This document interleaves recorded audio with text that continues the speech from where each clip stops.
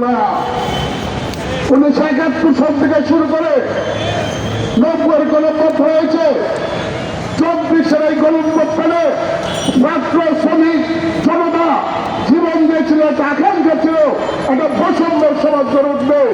আজকে 6 বছর ধরে দেখেছেন কি বৈষম্য করে হয়েছে।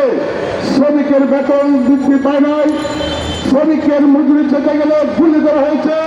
পূর্বে যে শ্রমিকরা 24,000 টাকা মজুরি চেয়েছিল তখন গুলি করে হত্যা করা হয়েছে, তাদের বিচার করা হয় নাই। শ্রমিকরা যা যা ব্যবহার করে প্রায় 100টা পূর্ণের ওপর সেখানে আবার ব্যাট কর আরোপ করে সাধারণ জনগণের কাছ থেকে 12,000 কোটি টাকা লুটপাট করার জন্য বর্তমান যে সরকার, অতীতের যে সরকার যে প্রক্রিয়ায় চলছে, বর্তমান সরকার একই প্রক্রিয়ায় চলছে। সংগ্রামী বন্ধুগণ, শ্রমিকদের একমাত্র পথ, আমরা সমস্ত সম্পদ সৃষ্টি করি, আমরা দেশের উন্নত তৈরি করি, সমৃদ্ধ করি, কিন্তু আজকে কেন শ্রমিকদের উপর ভিত্তি করে মালিকরা স্বপ্ন থেকে যে শ্রমিকরা কারখানায় কাজ করে ওই কারখানার মালিক হাজার হাজার কোটি টাকার স্বপ্ন থেকে চিন্তান করে, কিন্তু আমাদের শ্রমিকদের কোনো স্বপ্ন নাই, স্বপ্ন কোনো পূরণ হয় না। যে মজুরি পায়, মজুরি পাওয়ার পরে যে 10টা পূর্ণ কিনলে সেখানে 8টা পূর্ণ কিনার ফিরে বাকি পূর্ণ কিনতে পারে না।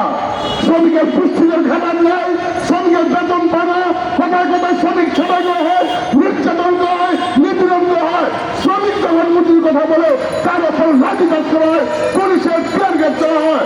ছাত্র শ্রমিক জনতার উপর ভিত্তি করে যে শ্রমিকরা 24-এ গণঅভ্যুত্থান একটা বৈষম্যহীন সমাজ প্রতিষ্ঠার জন্য সংগ্রাম করেছিল, রিক্সা শ্রমিকরা যখন ওই রিক্সায় করে আমাদের ভাই বোনদেরকে যখন গুলি করা হয়েছিল, তারা নিজেরা অ্যাম্বুলেন্স হিসাবে কাজ করেছে, তাদের আজকে ভাগ্যের পরিবর্তন ঘটে নাই।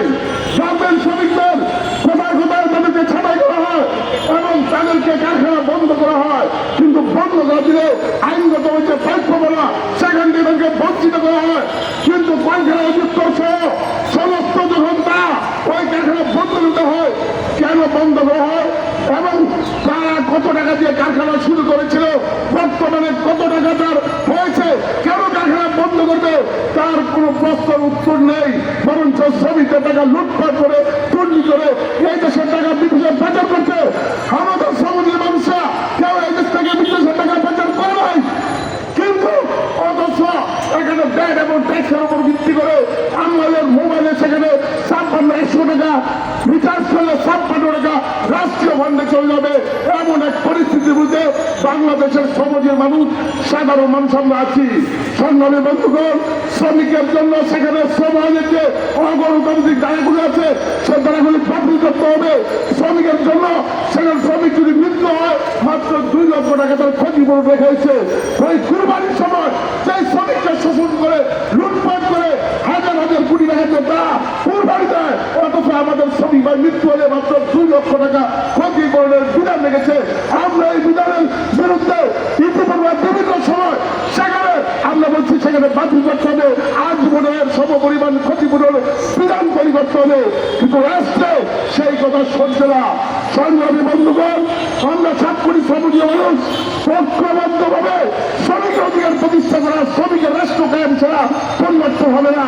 শ্রম আইনের 23 ধারা, 27 ধারা, 21 ধারা, 180 ধারা এবং ট্রেড করতে বাদ কোথায় কোথায় সেখানে বাধা সৃষ্টি করে মালিকরা যেভাবে বলে সেইভাবে ট্রেড হয়, কিন্তু আজকে শ্রমিকদের যে অধিকার প্রতিষ্ঠা করার জন্য ট্রেড দরকার সেখানে ট্রেড থেকে বঞ্চিত করা হয়। সংগ্রামী বন্ধুগণ, আমরা পরিষ্কারভাবে বলতে চাই, সমাজবাদী শ্রমিক ফ্রন্টের পক্ষ থেকে শুধু গতানুগতিক বেতন বৃদ্ধি নয়, একটা বৃদ্ধির ভিতরে ট্রেড করতে হবে। শ্রমিকদের পক্ষে রাষ্ট্র পরিচালনা করতে হবে, আমাদের রাষ্ট্র ব্যবস্থা তৈরি করার জন্য সমাজবাদী শ্রমিক ফ্রন্টের জন্মলগ্ন থেকে সংগ্রাম করছে।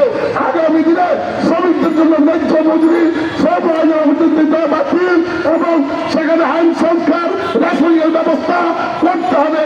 অন্যথায় শ্রমিকদের যে আজকের যে অবস্থা, আগামী দিনের শ্রমিকদেরকে ঐক্যবদ্ধ হবে, তার সংগ্রাম করা ছাড়া তার মুক্তির পথ নাই।